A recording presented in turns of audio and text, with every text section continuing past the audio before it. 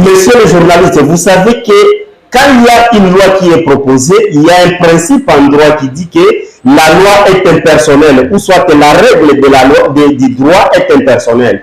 Et que donc, ce qu'on est en train de proposer aujourd'hui, ça peut ou ne pas avoir de fruits aujourd'hui, mais demain, ça peut quand même nous aider à donner les garde-fous de notre État. Et que donc, aujourd'hui, s'il n'y a pas les gens, je ne sais pas, il y a parmi les Congolais qui se racontent peut-être dans cet état-là et ils pensent qu'on est en train de les viser. Mais moi, je pense à mon avis que ce n'est pas une loi qui vise une personne, mais c'est une sécurité de notre nation.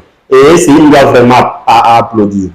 Vous savez, par exemple, comme aux États-Unis, il y a une loi qui précise qu'on ne peut être un président des États-Unis si vous avez été né sur le sol des États-Unis. Et que donc, dans d'autres États, monsieur le journaliste, ceux qui avaient pensé avant, ils ont trouvé qu'il n'y a pas un État sans sécurité. Et dans beaucoup d'États, on ne peut pas avoir une fonction de la magistrature suprême si on n'est pas dans des conditions comme on est en train de les proposer aujourd'hui.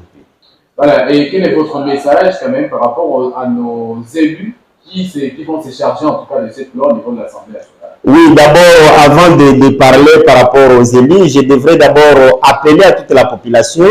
Ne soyons pas comme des fanatiques des matchs de football. Je pense que c'est une loi qui doit aider toute la République.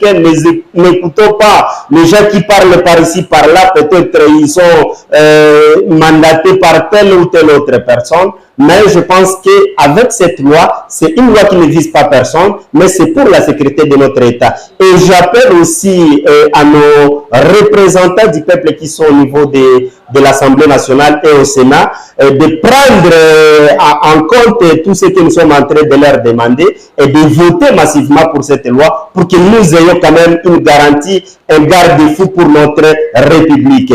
Parce que, monsieur le journaliste, ce que nous sommes en train de vivre aujourd'hui, on doit le léguer aussi à la génération future.